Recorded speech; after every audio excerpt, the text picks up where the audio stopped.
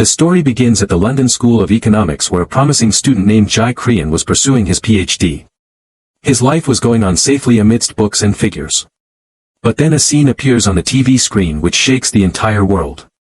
The sight of the burning Twin Towers in the 1991 attack awakened not fear but a strange imagination in Jack's eyes. He puts his secure life, his career, his future at stake and joins the Marine Corps. His only aim is to protect his country. But fate had something else in store. Jack's helicopter is hit by a rocket attack on the terrifying battlefields of Afghanistan. And when Jack opened his eyes, he realized that his spinal cord was completely shattered. The doctor clearly says that you will never be able to walk on your feet again. A young boy who went to fight for his country now lies helpless on a hospital bed. But Jack Ryan wasn't one to give up. At the rehab center, he meets Kathy Mueller, a medical student who not only treats him but also gives him a new reason to live. After months of excruciating pain and hard work, Jack was back on his feet. Then a mysterious man named Thomas Harper enters his life. Harper is not an ordinary man but a senior CIA officer. He had been observing Jack in the hospital for a long time.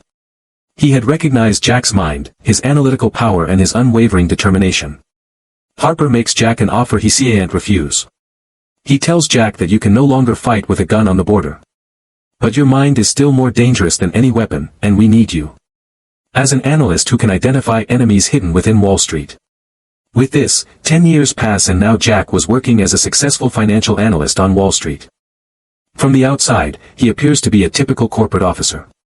But in reality he is a sleeper agent of the CIA who was keeping an eye on transactions around the world. His girlfriend, Kathy, had no idea about this. Jack's double life is going perfectly until he notices a strange pattern. He is analyzing some Russian business accounts because a vote is about to take place in the United Nations on the Turkish pipeline, which, if passed, could end Russia's dominance.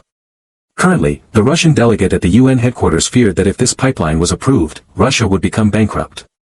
But US delegates refuse to accept what the Russians see as an economic war. Then Jack, after analyzing some data, secretly goes to meet one of Harper's agents at a movie theater. Jack tells him that he found some hidden Russian accounts. That's why Harper should send one of his men to Moscow. But the agent clearly says that Harper would want to send it to Jack only because only Jack could understand that data.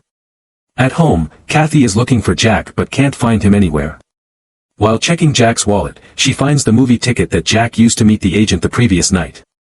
Well, at dinner that night, Kathy suggests watching the same movie to test Jack. Just to check if he had even seen that movie. But Jack deftly dodges her question. Jack then meets his boss, Rope, and tells him that he has to go to Moscow because he has found some hidden accounts in the company of Russian oligarch Viktor Chevron. Rope then pleads with Jack to please not ruin their profitable partnership. Here, after coming home, Kathy also insists that she will go to Moscow with Jack. However, Jack refuses, saying she will get bored. But we know the real reason that the mission is very dangerous. When Jack refuses, Kathy confronts him about the movie tickets she found in his pants the previous day. He couldn't believe Jack would have gone to the movies alone. She started suspecting whether Jack was having an affair with someone else, but Jack clearly denies this. Then, after a while, Jack promises to take her to Paris for a long-awaited vacation. To which Kathy also agreed. Well, after some time Jack reaches Russia to complete his mission. Chevron's private security man, Mdeng, was there to protect him. MB then drops Jack off at the hotel and says he'll go upstairs and check the room first. After which both of them reach a very luxurious room. After reaching the room, Jack was looking at the nearby view from the window when MB standing behind him started firing at him. To escape from them, Jack immediately runs towards the bathroom and after somehow entering inside, he locks the door.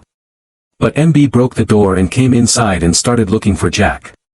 Then he fires near the shower quite often. But somehow Jack attacks him from the ceiling.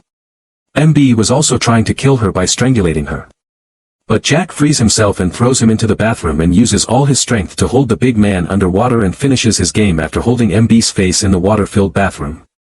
Well, after some time Jack came out from there. He was very scared. Then, trembling, he calls the CIA and tells them that his life is in danger. A woman on the phone tells him to somehow hide until it's time to meet his contact. Jack thinks that all this is none of his business because he is just an analyst. Then the woman reminds him that he was also a Marine. After which Jack came back to the hotel room. As soon as he enters the room, the phone there rings twice. just like the woman had told Jack. After which Jack set out to meet his contact. On the way, he feels that a taxi is following him. But within a short time the taxi sped up and overtook him. During that time, Jack also receives a call from Kathy. Then Jack tries to keep his voice completely normal so that Kathy does not feel anything wrong. And while they're talking, Kathy reminds him that maybe they can take the trip to Paris a little earlier. Now Jack was about to say yes when his eyes again fell on the same taxi which was slowly moving towards him. Seeing this, Jack understands that everything is not well right now. With this thought in mind, he tells Kathy with a heavy heart that the trip is not possible right now. Still, Jack manages to handle the situation and reminds her that he loves her very much and that she should just keep trusting him. As soon as he disconnected the phone, Jack, without wasting any time, headed straight towards the meeting spot, where defeat was already waiting for him. Jack's face still showed that the impact of what had happened had not yet worn off.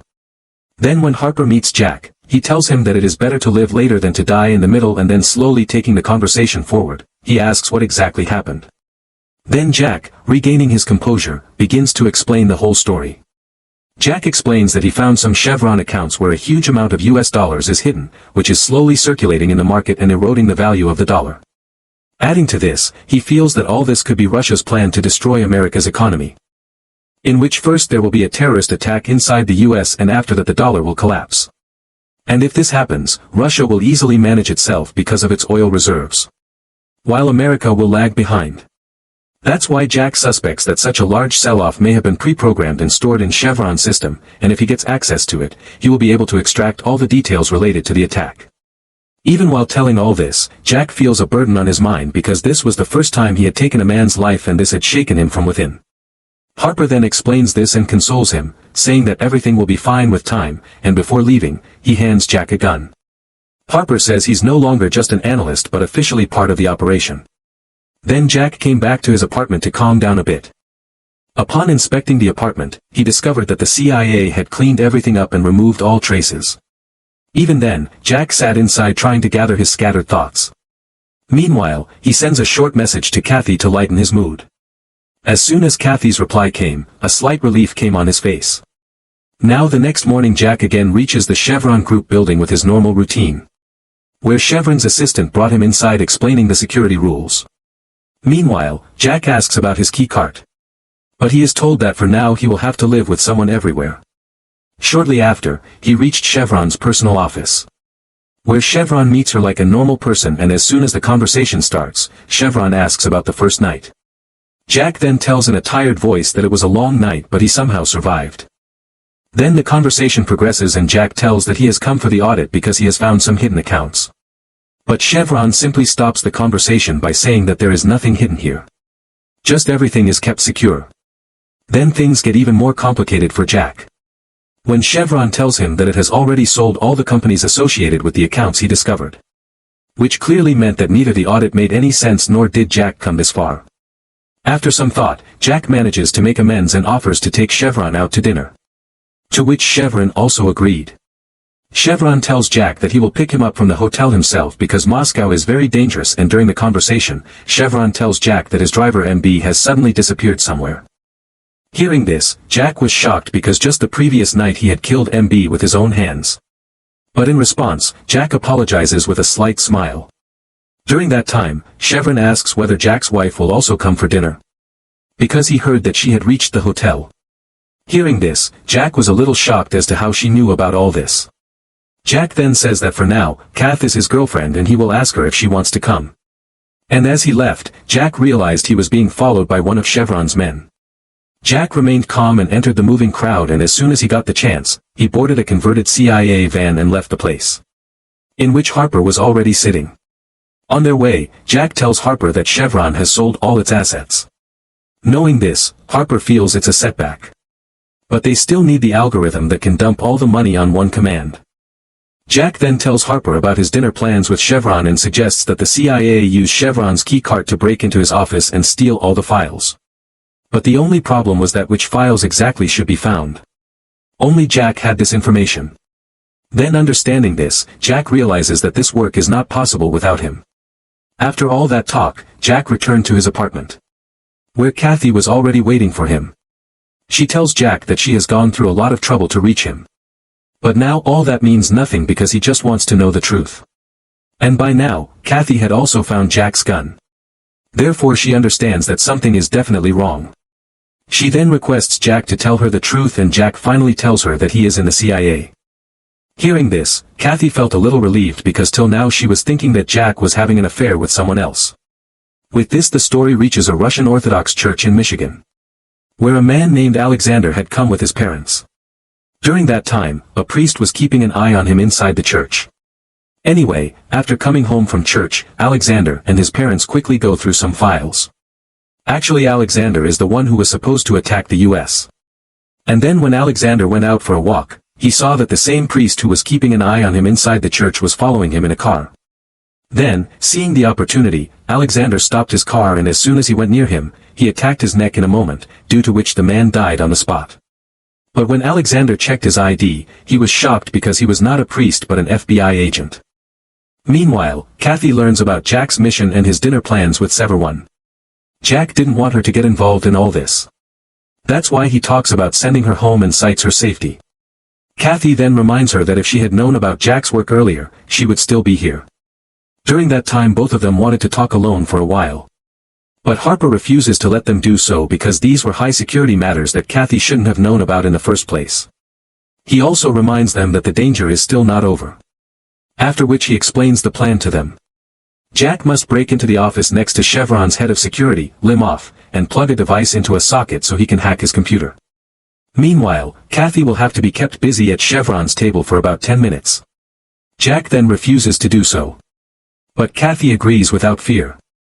After which, when both of them were getting ready and going for dinner, Kathy and Jack had already decided that everything should not appear fine between them. Then both of them deliberately show some confusion in their relationship. And during the conversation, Kathy says that she did not wear the engagement dress, due to which Jack also started behaving a little irritated. During that time, the driver of the Chevron was also noticing all this carefully. But he remains silent. Well, within a short time he reaches the restaurant, where Chevron holds Kathy's hand and kisses her formally. Meanwhile, Harper was already keeping an eye on Limoff's office, and as soon as he felt that everything was clear, he gave the signal to Jack. Then, on Harper's signal, Jack deliberately pretends to drink too much and creates a mess on the table by doing strange things, which angered both Kathy and Chevron. During that time, Jack also spills wine on Kathy's dress. Chevron then decides to escort Kathy to the bathroom himself to make the situation appear normal. Taking advantage of this moment, a CIA agent cleverly steals Chevron's wallet and gives it to Jack. And then Jack, without wasting any time, takes out the Chevron access card from it. And when Sharon and Kathy came back from the bathroom, Jack started pretending to be drunk again. He also started insulting Kathy. This time Kathy herself suggests that he go out for a while. Then Jack also said yes in a stern voice and came out of the restaurant staggering. But as soon as he came out, he started running straight towards the Chevron building. As soon as he enters the building, he enters through the biometric scanner, where a CIA planted guard gives him access. But on his way to the elevator, he almost bumped into an assistant from Chevron. But somehow he escaped by hiding himself in the lift. And once inside the office, Jack starts hacking Chevron's systems. As soon as Jack hacked into Chevron's system, Limoff received an alert message from Chevron's office on his phone, which made him understand that something was definitely wrong in the office. Then he turned the car back and drove towards the office at full speed. His call also reaches Chevron's assistant, who was still inside the building, and this was actually all part of Harper's plan. He then also alerts Jack that he has only 3 minutes to get out of the building. At present the hack was almost complete. But then suddenly the system asks for an access code. Jack then immediately contacts CIA agent Drupp and asks him for the code, which only Rowe could have told him. Meanwhile, Limoff had almost reached the building. Harper orders Jack to leave immediately. But Jack completes the hack at the last second and extracts the necessary information. And now as he was about to leave after finishing his work, the armed security guard started moving towards him. Then, Harper guides him to Chevron's private elevator, granting him access. But as soon as they entered the lift, their communication was cut off. Meanwhile, at the restaurant, Chevron is so busy talking to Kathy that he ignores his assistant's call. Shortly after, his assistant herself reaches the restaurant and informs Chevron about the situation. Meanwhile, Harper sees on the monitor that Jack has reached the outside stairs. But some security guards were moving towards him from the bottom. Seeing the situation worsen, Harper picks up his sniper rifle and starts clearing the guards one by one from below so that Jack can find a way to escape. Meanwhile, Chevron had headed back to the office with Kathy. At that moment, a female CI agent who was keeping an eye on Jack from a nearby forest suddenly comes out and takes Chevron's access card from Jack and, bumping into Chevron in the crowd, puts the card back in his pocket without arousing any suspicion. Then, shortly after, Jack arrives at the Chevron, and at about the same time, Limoff also arrives there. Limoff then stops Jack and immediately searches him for the key card. But meanwhile, Chevron finds his key card in his wallet, which the CIA agent had put in his pocket just a while ago. Due to which the matter ended there. Jack then apologizes to Kathy for his earlier behavior and leaves with her. Well, a little while later, when Limoff was checking the security footage, he saw Jack in the video with a CI agent. Seeing which he understands what actually happened some time ago. An enraged Chevron shoots Limoff for failing to protect him. Meanwhile, Harper, Jack, and Kathy arrive at a CIA safe house. There Jack tells that Cash Amp is going to be activated tomorrow. Which meant that the terror attack was now very close. While they were all talking, suddenly men sent by Chevron attacked the safe house. Then, seeing the CIA team overpowering them, the attackers kidnap Kathy and start running away from there. Jack then wastes no time chasing after them to save Kathy. Meanwhile, Harper checks that there was a tracker inside Kathy's ring, through which he easily finds out the exact location of Kathy. The Chevron men were actually taking Kathy away in a van. Where after some time Chevron himself also arrived. Chevron then speaks to Jack on the phone and threatens to harm Kathy if he transmits the files he stole. Jack then lies that he is the only one who has the file. He also tells Chevron that he needs to talk to Kathy. But Chevron refuses to do so, and in a fit of rage Chevron slaps him, which completely enrages Jack. Chevron then grabs Kathy by the throat and threatens to give Jack a brutal death by slamming his mouth if he even thinks of double-crossing him. Meanwhile, Jack was chasing the van at full speed under Harper's guidance. Jack was about to reach the van when this garbage truck came from the front and crashed his car. For a moment, Jack thinks he's lost Kathy. Harper then tells him that the van is circling around him and he can easily catch it. Then Jack, without wasting any time, picked up a metal pipe and started chasing them. Now Chevron is about to put a bulb in Kathy's mouth when Jack attacks their van and knocks out the driver. Due to which the van went out of control and crashed. Jack then safely takes Kathy out and breaks into Chevron. But just then, CIA agents arrive and stop Jack. After which all of them sat in a car and left from there. Currently inside the CIA plane, all the agents connect Alexander to the impending terror attack. A raid is conducted at his house where they find some burnt documents. At first, they thought Alexander might be a sleeper agent. Then Jack applies his analytical mind and makes a connection. Alexander may have been Chevron's son, who was considered dead years ago. After further investigation, the CIA confirms that Alexander is Chevron's son, who was smuggled into the USA under a fake name and with fake parents. But after the last raid, none of her dresses were found. Jack refocuses. The data connects and eventually reaches a bank in Pennsylvania, where Alexander is suspected to be hiding. And in this process, Jack also figures out that the terror attack is going to happen at Wall Street Man Hotel. Shortly after, FBI agents raid Ban. But upon reaching there they find out that Alexander has already left. He got a van repainted and escaped from there. After which Jack and the entire team reach New York, where his plan was to find that van. Jack and Kathy then separate, and Jack leaves for Manhattan in a chopper with Harper. Looking down at the city from the helicopter, he could only see police and emergency vehicles. The police are searching for that van all over the city. Then Jack understands an important thing. In fact, Alexander's van looked exactly like a police vehicle. Jack then starts watching the vans go down and notices a van with fresh paint. Jack then immediately tries to contact Harper but cannot get a signal. Without wasting any time, Jack picks up a motorcycle and goes straight after the van. While riding his bike, Jack was trying to call Harper to tell him that Alexander was planning to go down to the building. But the call got disconnected midway. Meanwhile, Alexander also sees the bike in the mirror and increases the speed. He took the van into an underground tunnel. But Jack doesn't give up on her. Alexander suddenly brakes to stop Jack, causing him to collide with the van, but Alexander escapes again and stops the van under a convection chimney. Meanwhile, Harper and his team also figure out Alexander's target and begin sending down FVA agents. Meanwhile, Alexander starts the timer of the bomb. But just then Jack had reached there. Then a fierce fight starts between the two. While fighting, Jack realized the danger of the explosives inside the van. Both were attacking each other very badly. But Jack finally got the better of Alexander. After which he reached the van. While Harper arrives at Jack's location with the FBI team. But by the time he reached there the van had disappeared. Actually Jack was taking the van away from the building. He contacts Harper and Harper begins to guide him towards the water. It is then revealed that Alexander was still inside the van and was trying to activate the bomb. Jack then tries to throw Alexander out of the car by turning the van around. And now as the van heads towards the water, Jack locks the steering wheel and lunges back at Alexander. During that time both of them hang from the back of the van. But Jack jumps out of the van just in time. Now the very next moment the van falls into the water and there is a huge explosion. Well, after some time when Shabrin is in his office, he gets a call after which he goes to meet his conspirator in the middle of the forest. But that conspirator is none other than a CIA agent who kills him on the spot so that all the evidence is destroyed. Meanwhile, Jack and Kathy meet again and embrace each other. Shortly after, Jack and Harper were called to the White House, where he tells the president in detail about the next steps. With which this story ends here. So friends, do tell us by commenting how you liked this story. Also like the video and subscribe to the channel. See you in the next video. Until then, goodbye.